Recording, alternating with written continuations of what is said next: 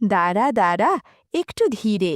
একসাথে করতে গেলে তো ক্লান্ত হয়ে যাবি। প্রথমে ওর সাথে, তারপর আমার সাথে। চুল কেটে এসেছি বলে শান্তি লাগবে। খোলা আকাশের নিচে বেশি আনন্দ পাওয়া যায়।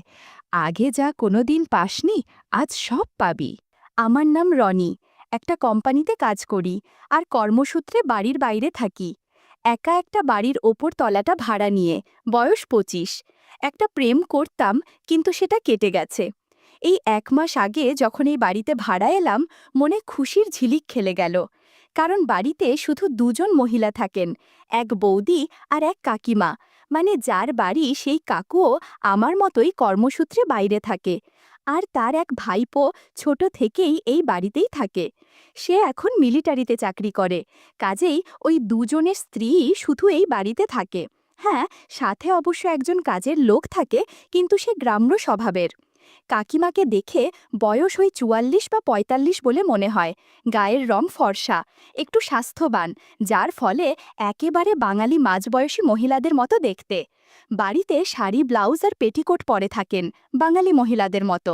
তার সবচেয়ে আকর্ষণীয় হচ্ছে চোখ দুটো। দেখতে এমনিতে সুন্দর আর মোটামুটির মাঝে, কিন্তু চোখ দুটোর জন্যেই রূপসী মনে হয়। নাকের নিচে একটা তিল আছে, সাথে একটা মিষ্টি হাসির এক্সপ্রেশন মুখে লেগেই আছে। এক কথায় দেখেই সব্বার মন জুড়িয়ে যায়। অন্যদিকে বৌদির বয়স 37।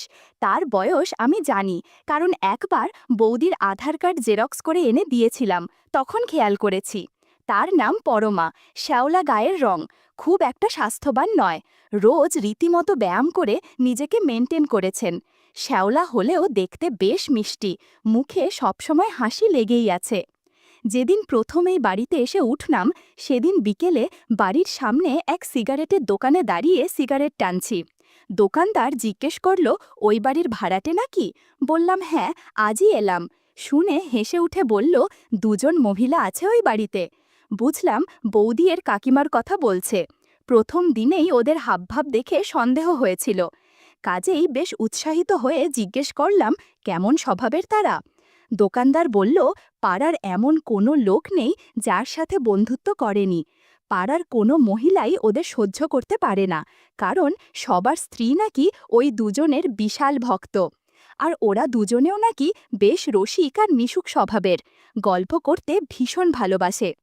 কদিন যেতে না যেতেই বেশ বুঝলাম ব্যাপারটা। দুজনেই বেশ মিশুকে, আমার সাথে বেশ ভালো বন্ধুত্ব হয়ে উঠল।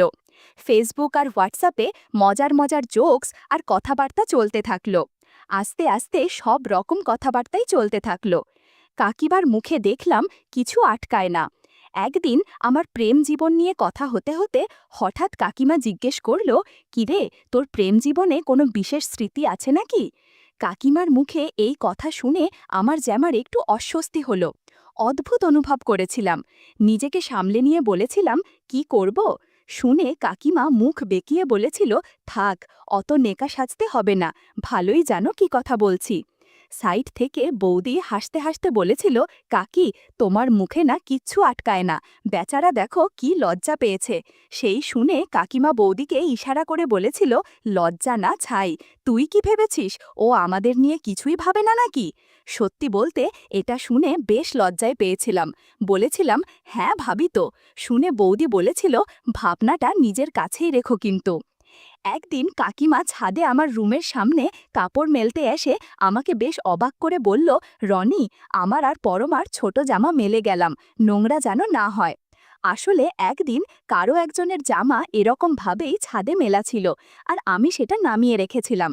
যদিও তাতে তেমন কোনো সমস্যা হয়নি, তবুও বুঝলাম কোনো না কোনোভাবে ধরা পড়ে গেছি। বললাম, কেন নোংরা হবে, নিচে পড়ে গেলে আমি তুলে দেব। কাকিমা হেসে বলল, হ্যাঁ, তুলে এখানেই রেখো, অন্য কিছু করো না যেন। আমি বোকা বোকা ভাব করে বলেছিলাম, কি আবার করব? কাকিমা হেসে বলল, ওরে আমার খোকারে, সেদিন যে জামাটা তুই ধরেছিলি সেটা আমারই ছিল, ভেবেছিলি আমি বুঝবো না? কথাটা শুনে একটু লজ্জা পেলাম। যাই হোক, সেদিনই বুঝেছিলাম কাকির সাথে কাজ করতে হবে। আর ভাবছিলাম, যদি বৌদির সাথেও কাজ করা যায় তাহলে তো ভাগ্য বদলে যাবে। কিন্তু তেমন ভালো সুযোগ পাওয়া যাচ্ছিল না। দুজনেই বেশ বক্ষ আর চলাক প্রকৃতির। প্রায় রোজই আমরা সন্ধেবেলায় একসাথে গল্প করতাম। আমি চা টিফিন খেতাম কাকিমাদের ওখানেই। কাকিমা মাঝে মধ্যেই ডবল মিনিং কথা বলতো, আর বৌদি সেই শুনে হাসত। কিন্তু দুজনেই বেশ একটা দূরত্ব বজায় রাখে সবসময়। বুঝে উঠতে পারছিলাম না কিভাবে এগোনো যায়। আর এই ভাবনার মাঝেই একদিন ঘটে গেল সেই ঘটনা, অপ্রত্যাশিতভাবেই। এক ছুটির দিনের সন্ধ্যায় সিনেমা দেখছিলাম। ভেবেছিলাম সিনেমা দেখে একটু কাজ করব, তারপর চা খেতে বৌদিদের কাছে যাব। দরজাটা বোধহয় ঠিক করে লাগাইনি। আর যদিও কাকিমা বা বৌদি আমার রুমে খুব একটা আসতো না, কিন্তু সেদিনই তাদের আসতে হলো। আর তারা ঘরে ঢোকার সাথে সাথেই ঘটনা ঘটে গেল। হঠাৎ কাকিমার বৌদি ঢুকে পড়ল। আমরা তিনজনেই অবাক হয়ে গেলেও কাকিমা দেখলাম দ্রুত ব্যাপারটা সামলে নিল। বৌদিকে প্লাস্টিকের ব্যাগ হাতে দিয়ে বলল, যা এগুলোকে সাজিয়ে নিয়ে আয়, এই ব্যাটার যা হাল এর দ্বারা হবে না। এই বলে কাকিমা মুচকি হেসে বলল, যাও একটু ফ্রেশ হয়ে এসো। আমার একটু অস্বস্তি হচ্ছিল, আর ভাবিছিলাম আসার আর সময় পেল না। কাকিমা বলল, এগ রোল এনেছি। আমি কাকিমার ক্যাজুয়াল ভাব দেখে একটু অবাকই হলাম।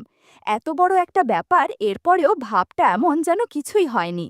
আমি উঠে বাথরুমে গিয়ে ফ্রেশ হতে হতে ভাবলাম আজ হয়তো একটা নতুন অধ্যায় শুরু হতে পারে। বাথরুম থেকে ফিরে দেখি বৌদি আর কাকিমা এগরোল খাচ্ছে। বন্ধুরা, এ সময় কিছু ঘটনা ঘটে যেগুলো সরাসরি বলা যাচ্ছে না। তোমরা কমেন্টে দেয়া লিংক থেকে আমার ওয়েবসাইট ভিজিট করো, সেখানে একদম খোলামেলা গল্প দেয়া আছে। কাকিমা এবার উঠে বিছানা ছেড়ে বাথরুমের দিকে যেতে যেতে বলল, নে এবার তোরা কাজ কর, তোর বৌদির সমস্যা এখনো সমাধান হয়নি। আমি চললাম রান্না চাপাতে, রাতে খেয়ে দে, তারপর তোদের সাথে বোঝাপড়া আছে। কাকিমা চলে যেতেই বৌদির সমস্যার সমাধান করতে লাগলাম। বন্ধুরা, তোমরা নিশ্চয়ই বুঝতে পেরেছ কিসের কথা বলছি। দেখতে দেখতে 1.5 মাস কেটে গেছে। এর মধ্যে রোজই কাজ করতাম আমরা। বৌদির সাথে আমার সম্পর্কটা শুধু কাজের মধ্যে সীমাবদ্ধ নেই, বেশ একটা গভীর বন্ধুত্বে পরিণত হয়েছে। কেউ কাউকে অবশ্য ভালোবাসিনি আমরা, কিন্তু দুজনেই বুঝি দুজনের মনে কি রয়েছে। কাকিমাও আমাদের একা সময় কাটানোর জায়গা করে দেয়। মাঝে মধ্যেই শুধু আমি আর বৌদি একসাথে সময় কাটাই, সেখানে আবেগটাই বেশি থাকে। কিন্তু কাকিমার সাথে থাকলেই আবেগটা আর থাকে না, অন্য কিছুতে পরিণত হয়। আমি আর বৌদি দুজনেই এই সময়গুলো উপভোগ করি। এই 1.5 মাসে আমিও অনেক পরিণত হয়ে উঠেছি। এখন আর আগের মতো সহজে হাল ছেড়ে দিই না। কাকিমার বৌদি একসাথে থাকলেও না, ওরাও নিজেদের মধ্যে বলাবলি করে যে আমি নাকি কাজে আস্তে আস্তে দক্ষণ হয়ে উঠছি। এর মধ্যেই একদিন সম্পূর্ণ অন্য রকম এক অভিজ্ঞতা হলো। সেদিনটা রবিবার ছিল, ছুটির দিন। কাকিমার দুপুরেই স্নান করে আমাকে বলে রেখেছিল, আর কাজ করার সময় অনেক ধৈর্য ধরতে হবে, পুরো আগুন হয়েছিল। সন্ধ্যায় কাকিমার সাথে বৌদিও যোগ দিল। পরিবেশটা ছিল দারুণ প্রাণবন্ত। ঘণ্টাখানেক পর কাকিমার বৌদি বিশ্রাম নিচ্ছিল। আমি শুয়ে আছি, এমন সময় কাকিমার ফোনটা বেজে উঠল। ফোনটা হাতে নিয়ে কাকিমা বলল, মলি কল করেছে, বলেই একটা দুষ্টু হাসি। কাকিমা ফোনটা রিসিভ করে বলে উঠল, কিরে এতদিন পর মনে পড়ল? ওপার থেকে কি জবাব এলো শুনতে পেলাম না, শুধু একতরফের কথাই শুনতে পাচ্ছি। সেই ব্যস্ত তো থাকবি এখন, আমাদের কি আর মনে পড়বে। শোন, আমাদের বাড়িতে ইয়াং একটা ছেলে ভাড়াতে এসেছে, অনেক মিশিকার, বন্ধুসুলভ স্বভাবের। তুই চাইলে পরিচিত হতে পারিস। অনেক কাজেরন ছেলেটা, আমাকে আর পরমাকে অনেক সাহায্য করে, কাজে একদম দক্ষ। ওর সাথে কাজ করে আমরা অনেক আনন্দে আছি। তাদের কথা শুনে বুঝলাম এই মলিও তাদের মতোই।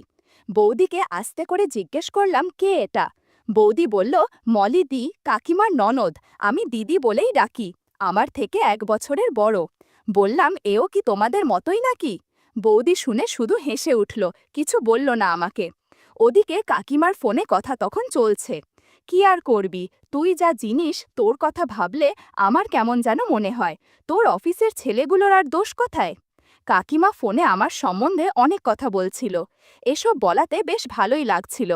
নতুন ভাড়াটে, হ্যাঁ ট্রেনিং দিচ্ছি, বলে হাসতে লাগলো। কাকিমাকে এত হাসতে দেখিনি এর আগে। বুঝলাম বৌদির থেকেও বৌদির ননদই কাকিমার বেশি কাছের বন্ধু। কাকিমা মলিদির কাছে আমার নামে অনেক প্রশংসা করেছে বলে মলিদি আমার সাথে সাথে সাথে ভিডিও কলে কথা বলতে চায়, আমার সাথে পরিচিত হতে চায়। যদি তার মনে মতো হয় তাহলে কাজও জুটতে পারে। একটু পর ভিডিও কল দেয়া হলো। মলিদি আমাকে দেখে অনেক খুশি হয়েছে। সেদিন কলে যা হয়েছিল তা আসলেই অনেক মজার ছিল। বন্ধুরা, ইউটিউবের কড়া নিয়মের কারণে এসব ঘটনা সরাসরি বলা যাচ্ছে না। তোমরা কমেন্টে দেয়া লিংক থেকে আমার ওয়েবসাইট ভিজিট করো, সেখানে একদম খোলামেলা গল্প দেয়া আছে। এরকম একটা বাড়িতে এসে আমার ভাগ্য বদলে গেছে। এরকম বাড়ি হাতছাড়া করতে আমি রাজি না। তাছাড়াও সময়টা ছিল দুর্গাপুজোর। দাদা এসেছে সেজন্যেই। কাকিমার বড় ছুটি পায়নি। আমিও বাড়ি গেলাম কিছুদিনের জন্য। একটা মাস কেটেও গেল দেখতে দেখতে। আমি 15 দিন আগেই, দাদারও ফেরার দিন চলে এলো। দাদার যাওয়ার ট্রেন ভোর 4টার সময়, বেরোবে 3টের দিকে। এই কদিনে দাদার সাথে 2-3বারই কথা হয়েছে। আমারই অবশ্য লজ্জা লাগছিল কথা বলতে, কেননা বৌদিকে অনেক কাজে সাহায্য করেছি। যাই হোক, আমার অত ভেবে কাজ নেই। আমার যা দরকার তা তো ভালো মতোই হচ্ছে। সেদিন রাতে আর ঘুমালাম না, জানি দাদা বেরোলেই আবার শুরু হবে। আমিও 1 মাস একঘেয়েমি জীবন যাপন করেছি। চাতক পাখির মতো অপেক্ষায় আছি আবার সবার সাথে হাসি আনন্দে সময় কাটানোর জন্য। শুয়ে শুয়ে কাইমা আর বৌদির কথা ভাবতে ভাবতে প্রায়ই ঘুমিয়েই পড়েছিলাম। এমন সময় একটা গাড়ির হর্ন আর গ্রিলের গেটের শব্দে ঘুম ভেঙে গেল। বুঝলাম দাদা বিদায় নিয়েছে। আস্তে করে উঠে ছাদে গেলাম। নভেম্বর মাস, হালকা ঠান্ডা পড়েছে, কুয়াশা হালকা হালকা। ছাদের আলোটা বন্ধ করে সিগারেট ধরালাম। আর একটা প্ল্যান মাথায় এলো, আর কাকিমার বৌদির সাথে এই খোলা আকাশের নিচে অনেক গল্প করব। কিছুদিন আগেই কালী পুজো গেছে। হালকা চাঁদের আলো ফুটতে শুরু করেছে অমাবস্যার পর। একটা মায়াবী আলো ভরে গিয়েছে ছাদটায়। এই আলোর নিচেই আজ গল্প করব। এইসব ভাবতে ভাবতেই শুনি পায়ের শব্দ। অনেক চেনা লাগছিল এই পায়ের শব্দ। বুঝলাম বৌদি আসছে, তবে একাই আসছে। আমি তাকিয়ে রইলাম ছাদের দরজার দিকে। একটু পর উঠে এলো বৌদি। আমি দরজা দিয়ে উঠে বাম দিকে কিছুটা এগিয়ে দাঁড়িয়ে। বৌদি ছাদের আলো বন্ধ দেখে একটু দাঁড়িয়ে গেল। চাঁদের আলো থাকলেও সেটা এমন নয় যে বৌদি আমাকে দরজার সামনে থেকে দেখতে পাবে। বৌদি এবার ছাদের আলোটা জ্বালাতে যেতেই আমি দৌড়ে চলে গেলাম বৌদির কাছে। আচমকা কাউকে এভাবে সামনে আসতে দেখে বৌদি ভয় পেয়ে চেঁচিয়ে উঠল। আমি বললাম, কি গো, ভয় পেয়ে গেলে নাকি? বৌদি বলে উঠল, খুব দুষ্টু, খুব খুব। দুষ্টুদের মতো আচরণ করলে মেরেই ফেলবো। এভাবে কেউ ভয় দেখায় নাকি? আমি বললাম, আমাকে মেরে ফেললে কে তোমার কাজে সাহায্য করবে? বৌদি লজ্জা পেল। হয়তো 1 মাস আমার কাছে আসেনি বলে একটু লজ্জা পাচ্ছে। হালকা চাঁদের আলোয় বৌদির মুখ এবার দেখা যাচ্ছে। এই মায়াবী আলোতে শ্যামলা মিষ্টি মুখ যেন আরও বেশি মায়াবী মনে হচ্ছে। বললাম, লজ্জা পেলে নাকি? বৌদি বলল, তো পাবো না, কী সব বলছো? বললাম, একটু পরে নিজেই তো বলবে এভাবে কাজ করো, ওভাবে কাজ করো, আর কাকিমা আসলে তো কথাই নেই। বৌদি বলল, কি করব বলো, তোমরাই তো আমার আপন মানুষ। আমার পরনে একটা টি-শার্ট আর বৌদি নাইটি পরেছে। রংটা ঠিক বোঝা যাচ্ছে না, তবে এটা যে আগে পরেনি সেটা বুঝতে পারছি। হয়তো দাদা কিনে দিয়েছে। বললাম, কাকিমা কই? বৌদি এবার একটু রাগ দেখালো। বলল, ও কাকিমাকে দিয়ে কি হবে, তাহলে ছাড়ো আমাকে, আমি গিয়ে ডেকে দিচ্ছি। আমি হেসে উঠলাম আর বললাম, জিজ্ঞাসা করলাম কারণ কতক্ষণ তোমার সাথে সময় কাটাতে পারবো সেটা জানার জন্যে। বৌদি হালকা হাসি দিয়ে বলল, কাকিমা ঘুমোচ্ছে। ভেবেছিলাম আমরা 3জন মিলে এই খোলা আকাশের নিচে অনেক গল্প করব। কিছু তার হলো না। বৌদি বলল, আমি তো আছি, আমার সাথে গল্প করো। এরপর আমি আর বৌদি সারা রাত চাঁদের আলোয় খোলা ছাদের নিচে অনেক গল্প করেছি।